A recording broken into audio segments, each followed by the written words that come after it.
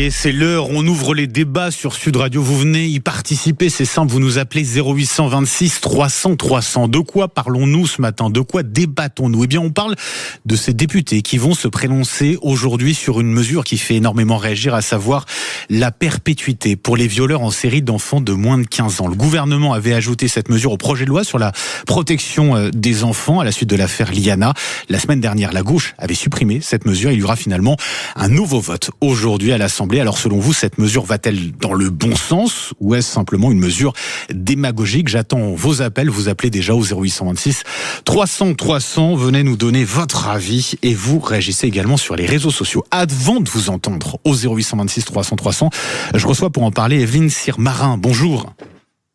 Bonjour. Et merci d'être avec nous ce matin sur Sud Radio. Vous êtes magistrate honoraire, vice-présidente de la Ligue des droits de l'homme. Alors, je pense que c'est important de préciser d'abord que cette peine à la perpétuité n'est pas une peine à la perpétuité réelle, ce qu'on appelle la perpétuité incompressible. Dès lors, est-ce que la mesure du gouvernement, Evelyne Sirmarin, va vraiment changer la donne pour ces violeurs en série d'enfants ?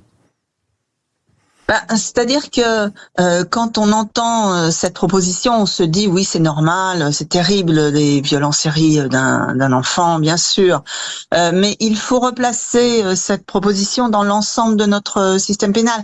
Le viol, vous voyez, c'est puni actuellement de 15 ans de réclusion criminelle, et si c'est un enfant, par exemple, c'est 20 ans.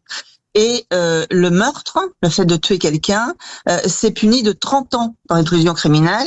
Et si c'est aggravé, le conjoint, un enfant, ça sera la réclusion criminelle à perpétuité. Et il y a une échelle des peines en droit français. On n'est pas aux États-Unis, ni au Canada, ni en Angleterre. Les peines ne s'ajoutent pas.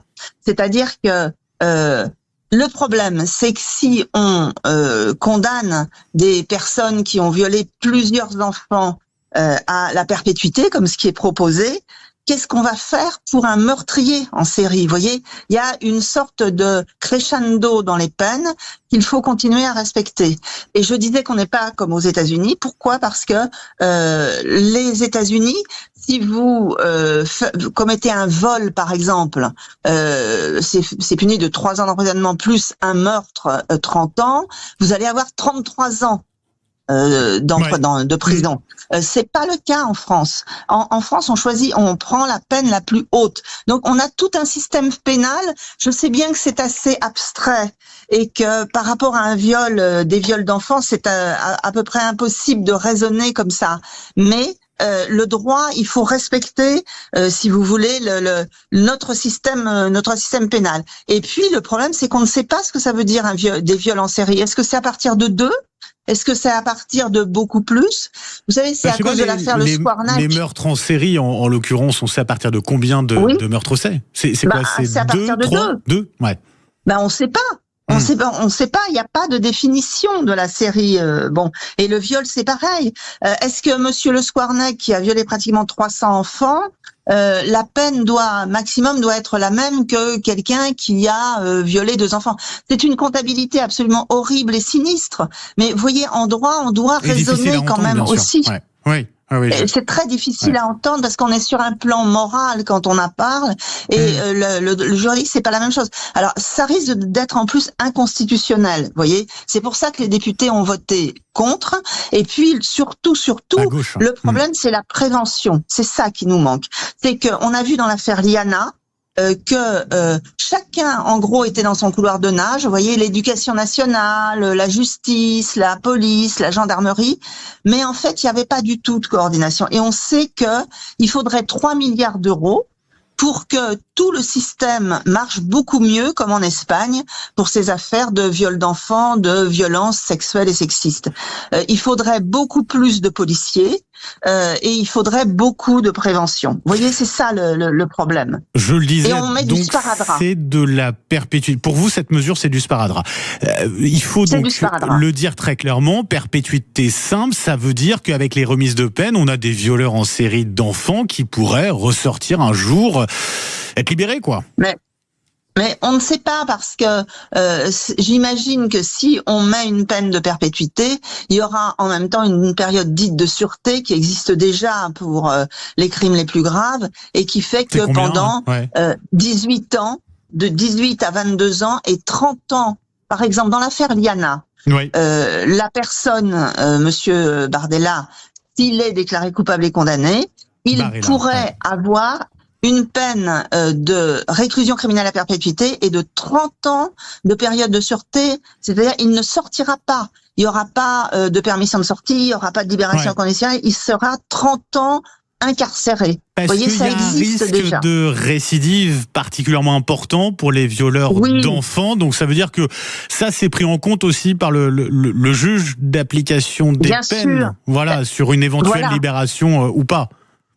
C'est une cour d'assises. Il y a quand même 9 juges en premier ressort. Et ensuite, s'il y a appel, il y a 12 magistrats, dont 3 professionnels à chaque fois. Donc, évidemment que on prendra en compte, dans le cas de Monsieur Bardella ou de Monsieur Le Squarnec, eh bien, je suis désolée. Non, mais ça arrive à tout le monde. Barella, tout à fait. Ouais, je suis désolée. Aucun souci. Et vraiment, je le prie de m'en excuser. Voilà, on prendra en compte évidemment la gravité. Il faut laisser au juge la possibilité d'adapter la peine. Et certainement le Conseil constitutionnel dira il n'y a pas de proportionnalité. Vous voyez, on doit quand même respecter aussi ce que je vous ai dit tout à l'heure. Notre système pénal et le fait qu'on est d'accord, on n'est pas d'accord. Mais dans notre système pénal, un viol, c'est moins puni qu'un meurtre. Donc pour vous, le Conseil constitutionnel risque véritablement, à coup sûr, de censurer cette perpétuité. Mais bien sûr.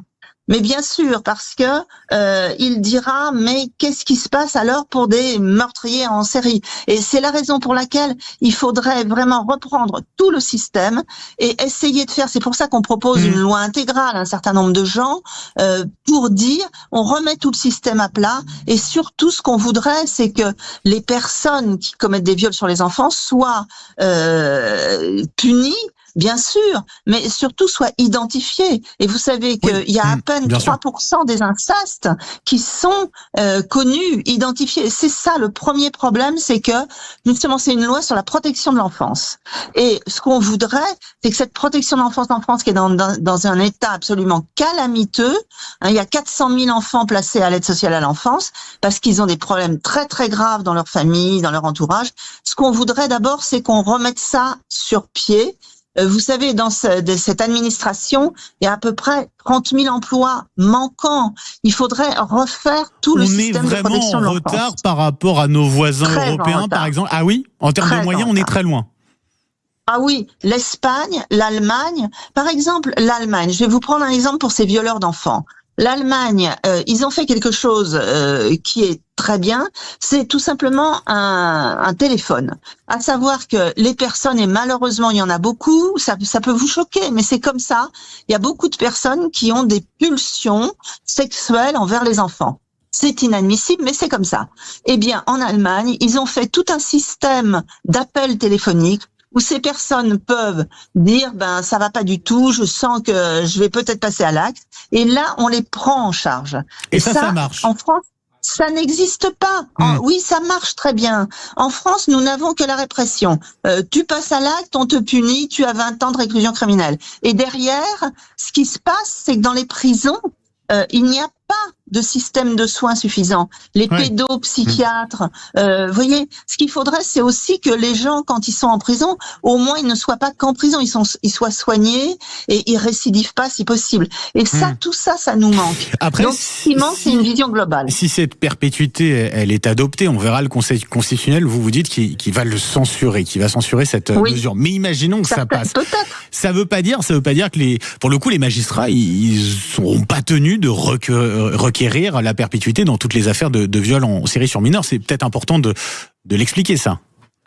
Alors, peut-être que si c'est pas dans la loi, ils pourront pas. Voilà, et les magistrats du parquet, ils pourront pas le demander. Ils demanderont, comme dans l'affaire Le Squarnec, 20 ans de réclusion criminelle. Mais regardez, monsieur Le Squarnec, de toute façon, il va sortir, s'il sort un jour, il aura 87 ans. Il a eu 20 ans de réclusion criminelle en 2025. Il sortira, il aura 87 ans. Donc, dans un cas comme ça, Et ça représentera peut-être 1 ou 2 cas par an, même pas cette loi. Hein. Dans un cas comme ça, Monsieur Le Squarnec, quand il va sortir, eh bien, de toute façon, qu'il y ait la réclusion criminelle à perpétuité ou qu'il y ait la peine actuelle de 20 ans, ça changera pas grand-chose. Il risque malheureusement de mourir en prison. Allez, vous voyez, c'est très symbolique, toutes ces peines. C'est pour ça que ce qu'on demande, c'est d'arrêter d'empiler les lois et vraiment de travailler sérieusement comme le fait le Sénat, par exemple, où il y a des propositions. Le Sénat, le Conseil d'État, ils ne sont pas favorables à ces mesures. Ils disent vraiment, alignons-nous sur nos voisins européens, essayons de réfléchir de façon globale. Dernier mot, Évelyne Sirmarin, les députés qui, en l'occurrence, ont voté l'imprescriptibilité des crimes sur mineurs. Vous portez quel regard sur cette mesure? Parce que c'est vrai qu'on parle de cette perpétuité, ça fait énormément réagir, mais peut-être moins de cette imprescriptibilité. Oui. Alors l'imprescriptibilité, vous voyez, c'est un grand débat, on n'a pas le temps ici, mais c'est un grand débat parce que il n'y a que les crimes contre l'humanité qui sont imprescriptibles, le génocide, etc. Et on considère que l'imprescriptibilité, c'est parce que ça porte atteinte à tout un peuple. C'est l'histoire d'un peuple qui est tout à fait atteinte, quoi. Et tandis que même si c'est un crime affreux, même si c'est un viol contre des mineurs ou un meurtre de mineurs, on considère que ce sont des peines individuelles, c'est contre des individus, et que à un moment donné, c'est surtout une question pratique. Pour nous, les juges, au bout d'un certain temps, on ne peut plus avoir de preuves. Et c'est pour ça que les crimes contre les mineurs, jusqu'à l'âge de 48 ans, la victime peut porter plainte. À partir de sa majorité, elle a 30 ans. Elle peut porter plainte jusqu'à 48 ans. Et ce qu'on a dans les tribunaux, c'est que après, on a des affaires où il n'y a plus aucune preuve. Et c'est terrible pour les victimes parce qu'elles sortent et on leur dit, peut-être on vous croit, mais on peut pas condamner parce qu'on n'a pas de preuves. Donc c'est un vrai débat c'est un miroir aux alouettes pour les victimes. Voilà le problème. Merci beaucoup Évelyne Sirmarin pour votre regard qui va sans doute faire réagir certains qui nous écoutent, mais en tout cas vous l'avez tenu, ces explications vous les avez tenues et je vous remercie d'avoir été avec nous ce matin sur Sud Radio pour toutes vos explications. Je rappelle, vous êtes magistrate honoraire, vice-présidente de la Ligue des droits de l'homme. Je vous souhaite une très belle journée.